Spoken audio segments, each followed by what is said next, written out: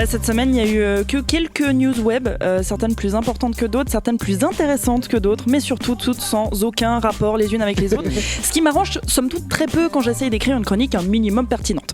Mais voilà, pas trop le choix, hein, donc c'est parti pour la chronique sans thématique, mais qui résume quand même un peu l'actu, donc c'est pas grave, ok ? Ouais. On commence avec l'info qui a dû faire sauter de joie tous ceux qui font en recevant un message vocal de 3 minutes sur WhatsApp, puisque le réseau social lance la transcription automatique pour qu'on puisse connaître le contenu des messages, même qu'on ne peut pas les écouter. Cette fonctionnalité existe déjà sur d'autres réseaux et était attendue depuis longtemps par les utilisateurs de WhatsApp. C'est maintenant chose faite, mais contrairement à ses concurrents qui envoient les données sur des clouds pour les traiter, la messagerie de Meta utilise l'intelligence artificielle pour effectuer la transcription en temps réel directement sur l'appareil de l'utilisateur, ce qui garantit la confidentialité. Et une batterie qui ne fait pas la journée. C'est ça. Alors c'est très bien, mais moi ce que j'aimerais savoir surtout, c'est si WhatsApp pourra aussi les synthétiser. Parce que sinon ce sera tout aussi chiant. On va quand même devoir subir vos messages à rallonge sans aucune structure, avec 45 digressions pour raconter votre vie, des à tout va. Tout ça pour lâcher au bout de 2 minutes 40 de vocal. Enfin bref, qu'est-ce que je voulais dire ? C'est justement ce que j'aimerais savoir, Corentin. Voilà. La nouveauté sera déployée dans le monde entier dans les semaines à venir et on verra alors à quel point est-ce que l'intelligence artificielle pourra réellement régler ce fléau. Du coup, transition.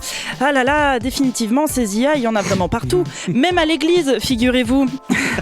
Oui, je vous ai dit, mes infos, elles n'ont aucun rapport les unes avec les autres, donc je fais les transitions que je peux, d'accord ? Mais la chapelle Saint-Pierre à Lucerne a transformé un de ses confessionnaux en un espace de dialogue avec Jésus. C'est une première et logiquement, ça a fait le tour du monde. Hein. Le Guardian a sorti l'info en fin de semaine dernière et depuis, tout le monde y va de son petit article. Il faut dire que c'est pas très orthodoxe. Développé par l'Université des Sciences de Lucerne, Deus in Machina, c'est le nom de l'installation. Oh, c'est beau. Oui, c'est recherché. A été installé dans un confessionnal pour une question d'intimité et a été créé pour répondre aux questionnements des fidèles, et ce, dans une centaine de langues grâce à l'intelligence artificielle. Et pour ce faire, elle a été entraînée par des théologiens de la Haute École des Sciences Appliquées et des Arts de Lucerne, en se basant principalement sur le Nouveau Testament. Alors comment ça se passe ? Eh bien, de l'autre côté de la grille du confessionnal, là où normalement un prêtre attend d'écouter vos sombres péchés, eh bien on trouve un écran avec un Jésus plus vrai que nature et avec qui on peut converser. Et ça donne ça. Lieber Freund, ich danke dir für die Zeit des Austauschs und der Reflexion. Venez nous voir pour l'image. Moi j'ai l'impression que c'est Lenny Kravitz qui est caché. C'est tellement ça. Plus de 1000 personnes ont ainsi pu converser avec ce Jésus 2.0 et la plupart des visiteurs en sont globalement satisfaits. C'est plus compliqué en revanche pour la communauté ecclésiastique. Les catholiques n'ont pas apprécié que l'installation soit placée dans un confessionnal. Les protestants dénoncent quant à eux l'utilisation de l'image de Jésus, tant et si bien que l'Église a même reçu une lettre de menace anonyme disant que cette expérience ne sera pas sans conséquences. Moi j'ai une question. Ouais.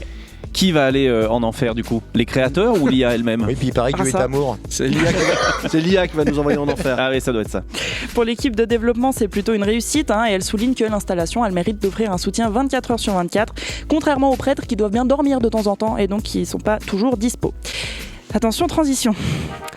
Oh là là, l'église de Lucerne se préoccupe vraiment de ses partisans. Comme Jul d'ailleurs. Oh là là. Ah ouais. Oui, parce qu'une nouvelle trend a débarqué sur TikTok ces dernières semaines, principalement reproduite par des ados allemands qui sont apparemment très fans de Jul et qui ont eu la bonne idée de reproduire la pochette de son album gratuit volume 2 où on voit des mains en flammes faire le signe distinctif du Jul.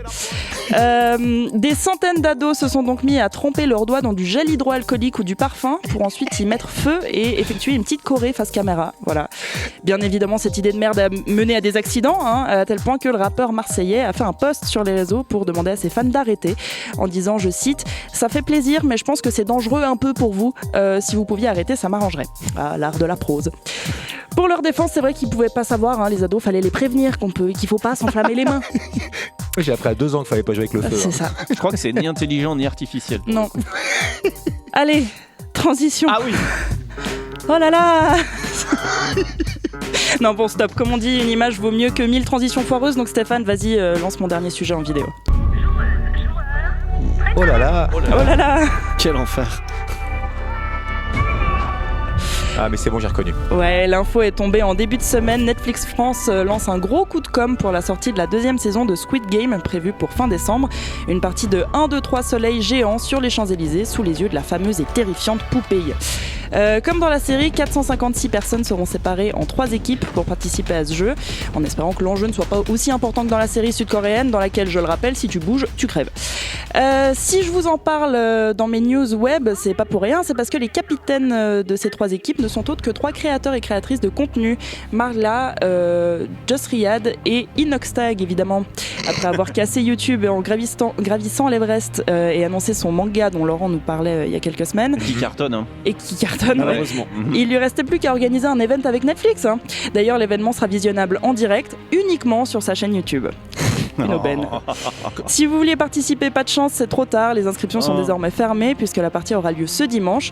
Donc si vous prévoyez d'aller à Paris ce week-end, regardez peut-être si vous pouvez encore changer vos billets de train parce que le youtubeur le plus connu de France en featuring avec la série la plus regardée au monde, ça risque de rameuter du public. Tu m'étonnes. Lolo, Comme je suis un boomer, j'ai le droit de dire que j'en peux plus de ces gens. tu as le droit, Tu as le droit, tu as tout à fait le Mais droit. ça ne changera rien.